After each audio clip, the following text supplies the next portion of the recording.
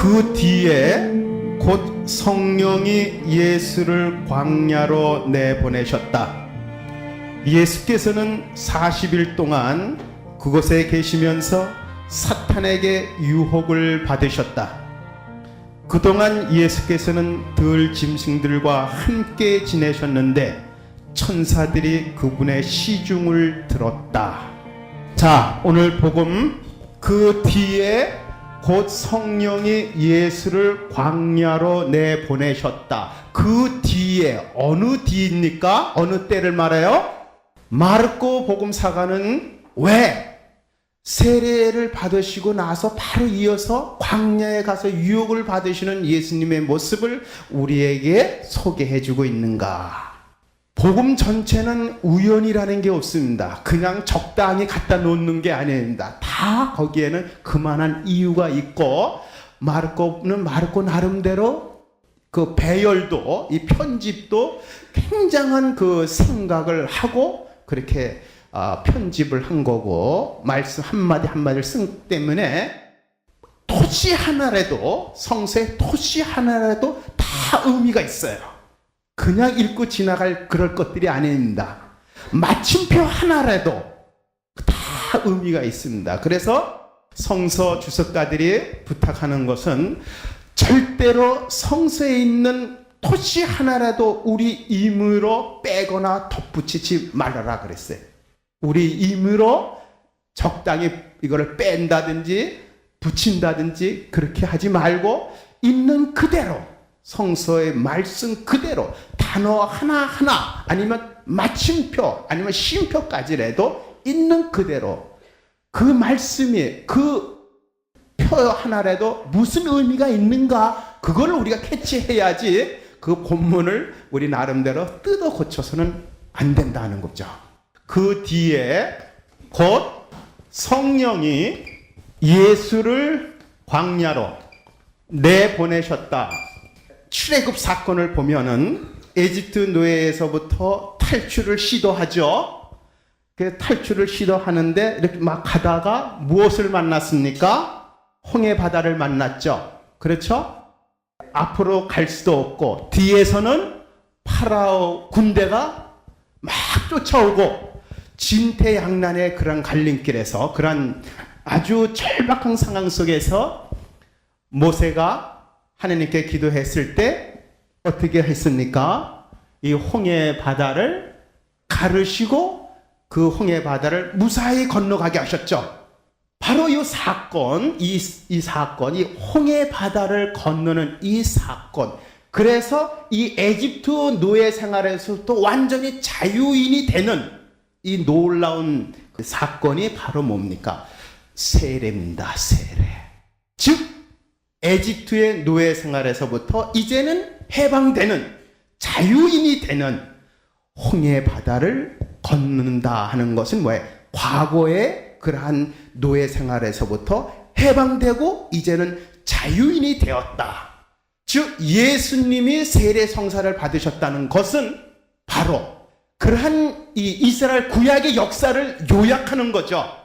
바로 예수님이 세례 성사를 받음으로 인해서 우리 모두가 이제는, 우리 모두가 자유인이 되어주는, 자유인이 될 수 있는 길을 열어놓은 바로 그러한 사건. 그러니까 예수님이 세례를 받으심으로 인해서 우리 모든 인간이 이제부터 예수님과 더불어 자유인이 될 수가 있다. 이제는 노예의 삶에서 해방된 그러한 새로운 삶이 시작될 수 있는 장이 열리는 거죠. 그런데 이스라엘 백성들이 홍해 바다를 건너서 자유인이 되었지만은 자유인이 된 이스라엘 백성들이 걸어가야 할 길은 어디였습니까? 광야였습니다. 자유인이 된과 동시에 뭐예요? 광야의 삶을, 광야의 길을 걸어가는 것이 이스라엘 백성들이 약속의 땅으로 가는 길이었습니다. 예수님이 세례 성사를 받으시고 바로 광야의 삶으로 시작됐다는 것은 뭐예요?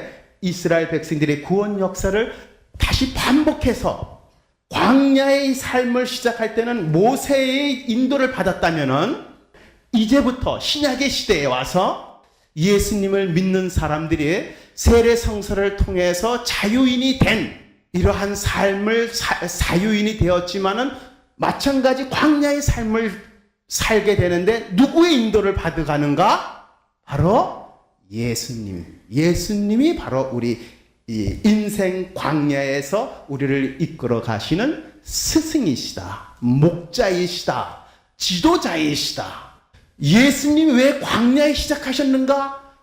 광야의 삶, 바로 그곳에 우리 인간이 있기 때문에. 예수님이 이 세상에 오신 이유가 뭐겠어요? 우리 인간을 구원해 주러 오셨습니다. 우리 인간을 이끌어 가주시, 아버지께로 데려가기 위해서 오셨습니다. 그러면 인간이 처음부터 시작된 곳이 어디냐? 바로 광야에 인간이 서 있으니까. 그래서 인간이 있는 그곳, 광야에서 헤매고 있는 인간에게 아버지의 나라에 갈 수 있도록 이끌어주기 위해서 누가 오셨는가? 예수 그리스도께서 오셨고, 또 우리는 예수 그리스도의 이끄심에 따라서 가야지만이 이 험한 광야를 우리는 지나갈 수가 있습니다. 근데 여기에 보면은 그 뒤에 곧 성령이 예수를 광야에 내보내셨다 그랬는데, 이 주체 예수를 광야에 내보내신 분이 누구예요? 성령이세요. 즉 하느님이 그렇게 하셨어요. 우리 좀 더 거슬러 올라가 본다면은 인간의 그 광야는 언제부터 시작되었는가?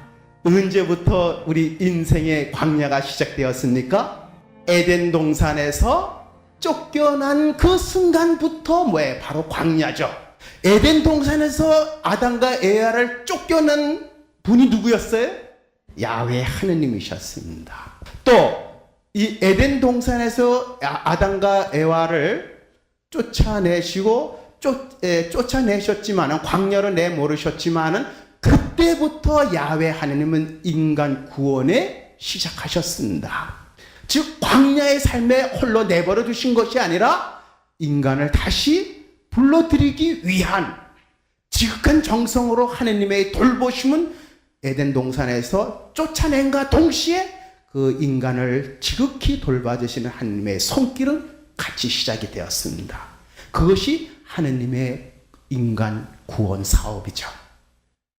그렇게 하느님의 구원 사업은 점차적으로 발전돼 가면서 아브라함, 이삭, 야곱 이렇게로 이어지고, 그 다음에 이스라엘 백성으로 한 큰 민족으로 구성되고, 큰 민족을 다시 에집트의 그 노예 생활에서부터 해방시키기 위해서 출애굽 사건이라는 그런 또 사건을 통해서 좀 더 구체화되는 하느님의 구원 사업이 좀 더 구체화되고 발전되어 가는 이러한 모습을 보는데, 바로 에덴 동산에서 아담과 에와를 쫓아내신 분도 야훼 하느님이셨고, 그리고 에집트에서 노예 생활하던 이스라엘 백성들을 해방시키시고 그러기 위해서 홍해 바다를 건너가게 하시고 그렇게 자유인이 되었던 이스라엘 백성들을 또다시 광야의 길로 가도록 내모르신 분도 바로 누구였어요?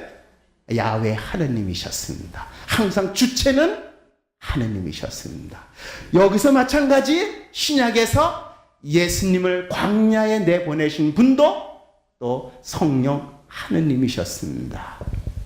이것은 그러니까 우리가 광야에 쓴다는 것은, 광야의 삶을 산다는 것은 하느님의 계획입니다.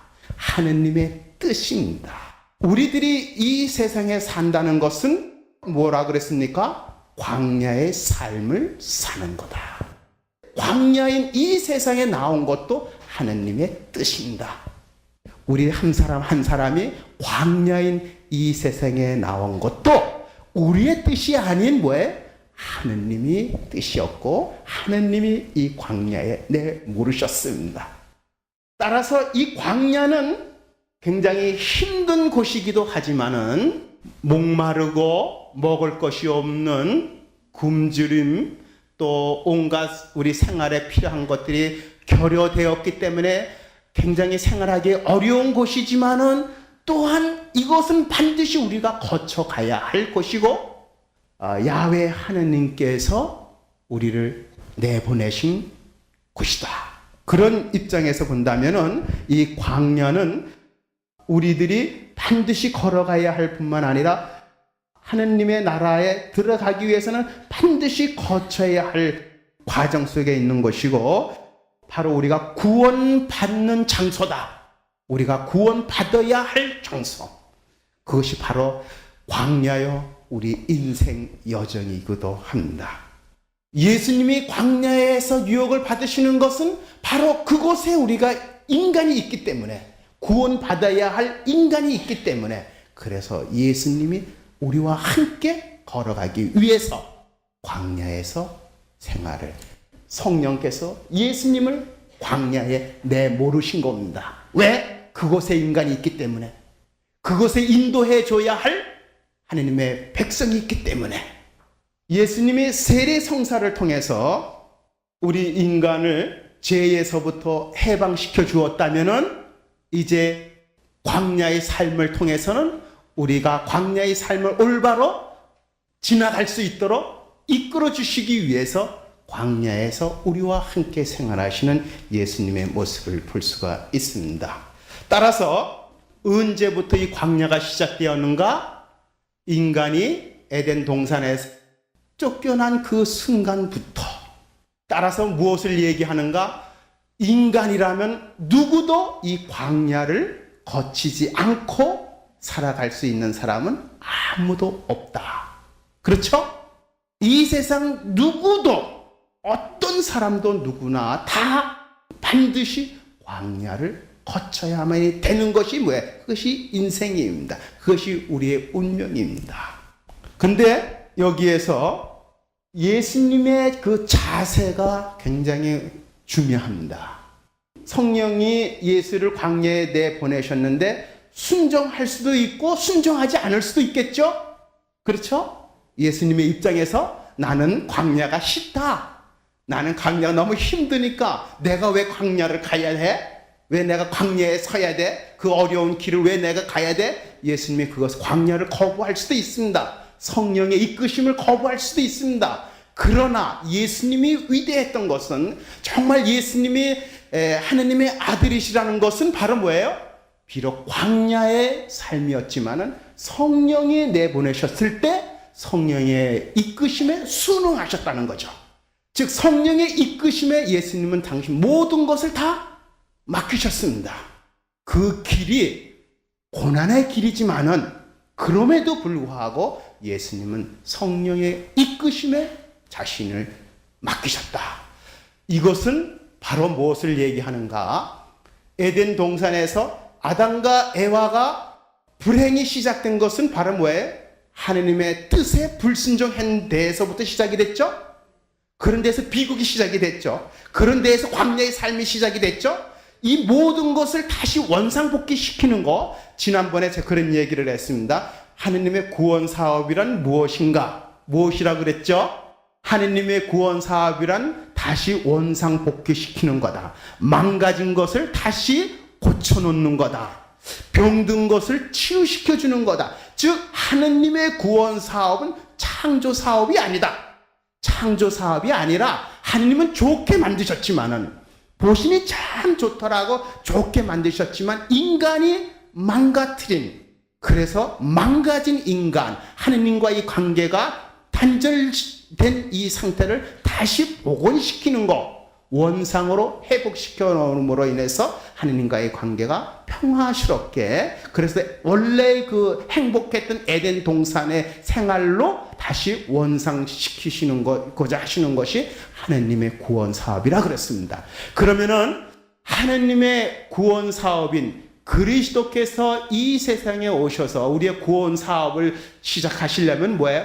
처음부터 잘못된 것에서부터 다시 역순으로 원상복귀시켜야 되지 않겠습니까? 그러니까 성령이 예수를 광야에 내보내셨을 때 순응하셨죠. 순응하심으로써 불순종으로서 빚어진 그 비극을 다시 원상복귀시키고자 하시는 그러한 하느님의 계획에 예수님은 모든 것을 맡기셨습니다. 우리 신앙생활이란 무엇인가? 신앙생활이란 무엇인가? 무엇입니까? 우리의 신앙생활이란 우리도 성령의 이끄심에 순응하는 겁니다. 따라가는 삶입니다. 갈라디아서 5장 25절 성령께서 우리에게 생명을 주셨으니 우리는 성령의 지도를 따라서 살아가야 합니다. 그리고 로마서 8장 14절에서 15절을 보면 누구든지 하느님의 성령의 인도를 따라 사는 사람은 하느님의 자녀입니다. 여러분이 받은 성령은 여러분을 다시 노예로 만들어서 공포에 몰아넣으시는 분이 아니라 여러분을 하느님의 자녀로 만들어 주시는 분입니다.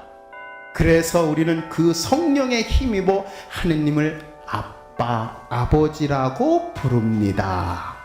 누구든지 하느님의 성령의 인도를 따라 사는 사람은 하느님의 자녀입니다. 자, 우리는 언제 성령을 받았나요? 우리는 영세 때, 세례 성사 때 우리는 성령을 받았습니다. 성령을 받고 하느님의 자녀로 새롭게 태어났습니다. 그렇다면 그때부터 우리의 삶은 누구의 지도를 따라 살아가야 돼요? 성령의 지도를 따라 살아가야 됩니다. 아시기는 잘 아시네요. 그런데 우리는 성령을 따라 살았습니까? 아니면은 성령이 아닌 세속적이고 육적인 이러한 것을 따라 살았습니까? 어느 것을 따랐습니까? 예수님이 스승이시고 예수님이 우리의 구세주가 되실 수 있었던 것은 바로 뭐예요? 성령의 이끄심에 순응하셨기 때문에 그 길이 광야 힘든 길이지만은 그러나 예수님은 순응하셨습니다. 따라서 세례 성사를 받은 우리들이 모든 것에서부터 죄로부터 해방된 자유인이 되었지만 세례 성사를 통해서 모든 우리의 과거의 죄가 다 깨끗이 씻어졌고 하느님의 자녀로 새롭게 태어난 생명이지만 그렇지만 우리들의 삶은 광야의 삶을 살아야 됩니다. 이 힘든 광야의 삶을 살아갈 때 우리는 누구를 따라가야 되는가? 바로 성령의 인도를 따라 살아가야 됩니다.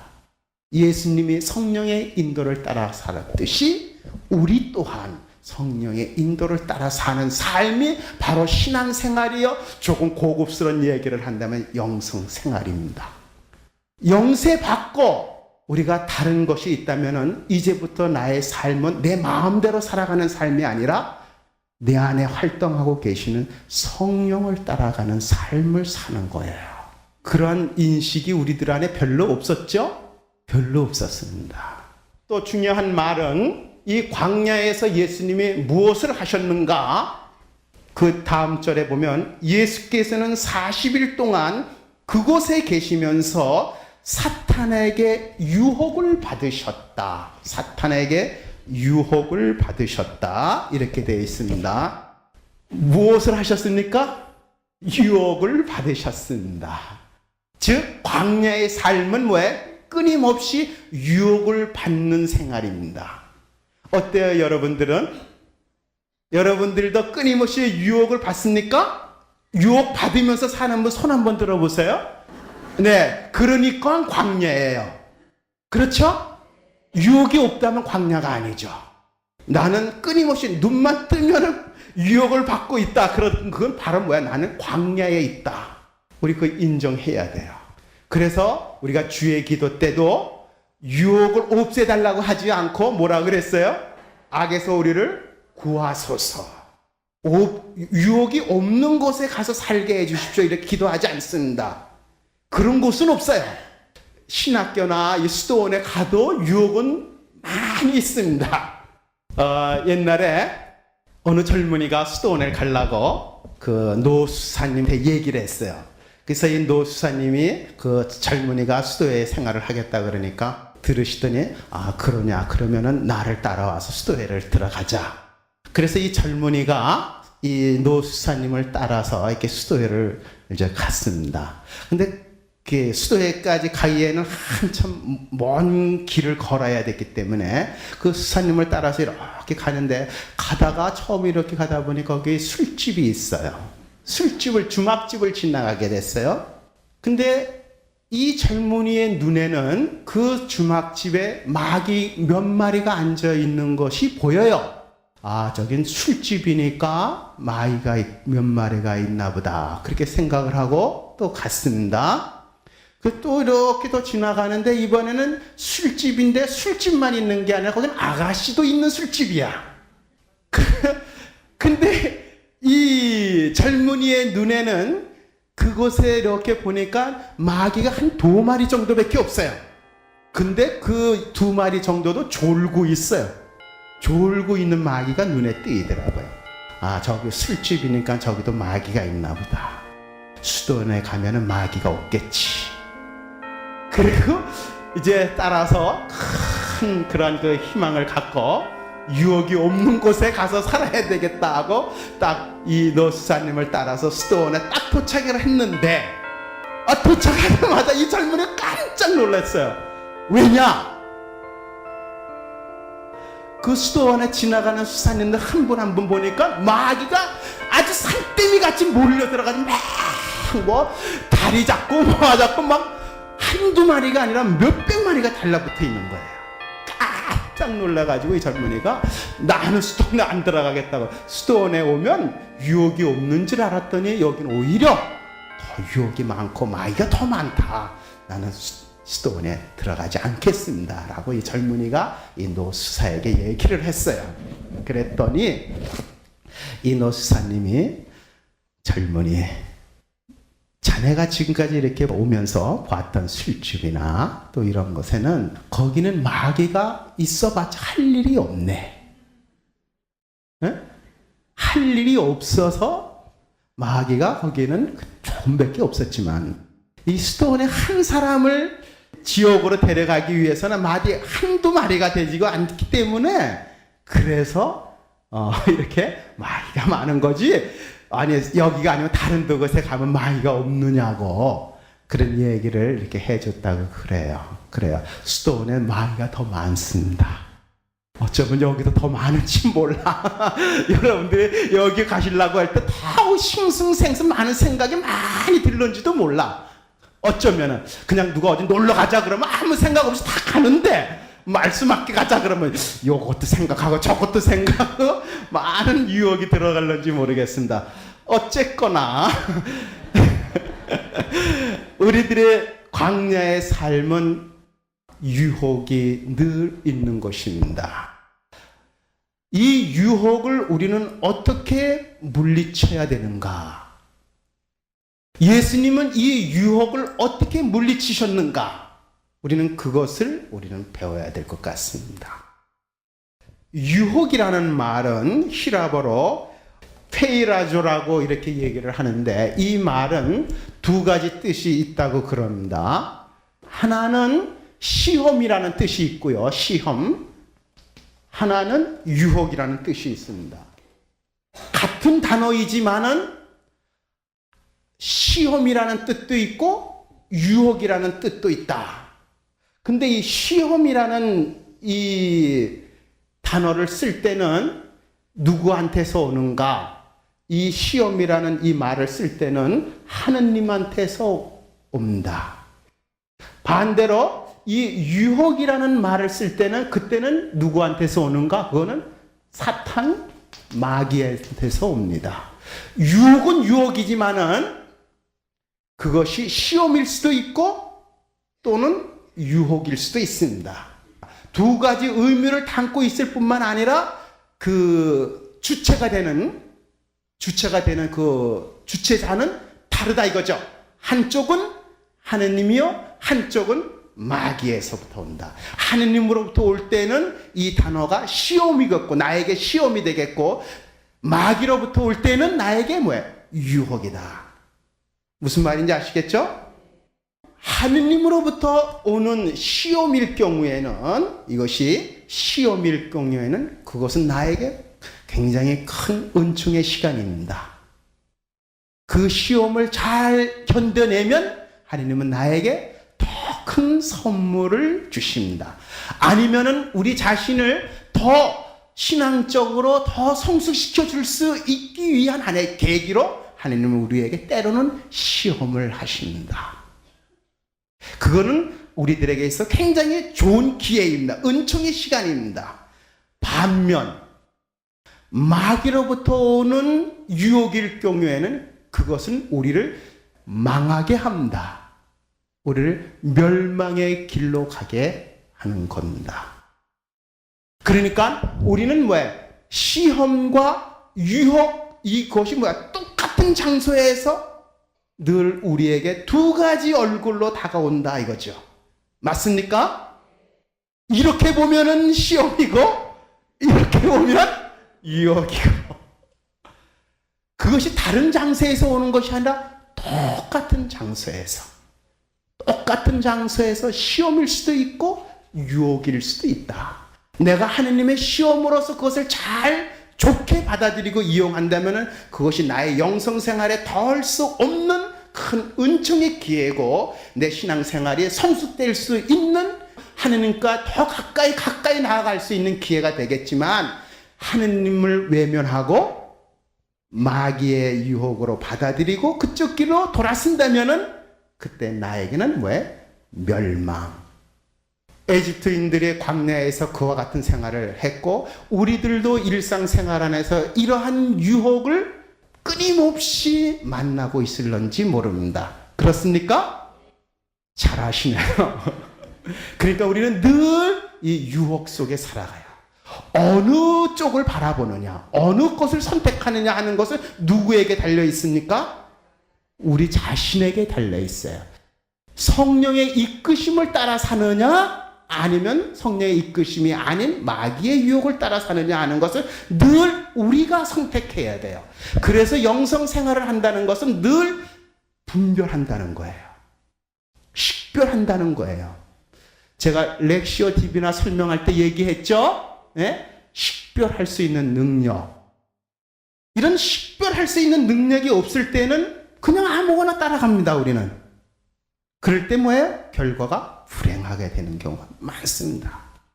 이거냐 저거냐의 갈림길에서 이리 갈까 저리 갈까 차라리 돌아갈까, 이런 갈림길에서 우리 인생은 그냥 목표 없이 그냥 그때 기분에 따라서 사는 삶이 아니라 분명히 목적이 있고, 그리고 그 길로 이르는 길이 어떤 것인가 하는 것을 우리는 알고 끊임없이 그 길로 가야 돼요. 그것이 신앙생활입니다. 그것이 영적 투쟁입니다. 그래서 갑옷을 입고 투구를 쓰고 방패로 성령의 칼을 들고 하느님의 말씀으로 무장하고, 이러한 영적 투쟁을 통해서 이 험한, 누구나 거쳐갈 수밖에 없는 이 험한 광야를 우리는 하느님 나라를 향해서 걸어가야 할 그러한 운명입니다. 그렇죠? 바로 예수님이 우리를 이끌어 가시는 거예요. 우리를 인도해 주시는 분, 목자이신 분. 그래서 우리는 그리스도를 따라가야 됩니다. 그래서 그리스도는 우리에게 필요하신 분이고, 우리는 그리스도를 놓치면은, 그리스도를 바라보지 않으면은 우리는 어디로 가야 하는지 우리는 길을 잃고 헤맬 수밖에 없습니다. 이와 같은 예가 우리가 최초로 하느님으로부터 시험을 당했던 그 에덴 동산에서도 똑같이 있었죠. 에덴 동산에서 하느님 편에서는 아담과 에와에게 뭐라고 말했어요? 너는 이 선악과를 따먹지 말아라 그랬어요. 그것을 따먹는 날 너는 반드시 죽는다. 그건 하느님으로부터 온 시험이었습니다. 그렇죠? 그러나 똑같은 그 장소에서 뱀은 유혹을 했습니다. 뭐라고 유혹을 했는가? 그것을 따먹게 되면 너는 하느님처럼 된다. 그렇죠? 똑같은 장소에서 똑같은 것을 놓고 하느님으로부터 오는 것과 이 뱀, 마귀로부터 오는 유혹은 달랐습니다. 아담과 에와가 하느님의 말씀을 따랐다면 우리 인간에게 이런 불행한 일은 없었겠죠. 그런데 무엇을 따랐습니까? 뱀의 유혹을 받아들였기 때문에 결국은 불행이 시작됐죠.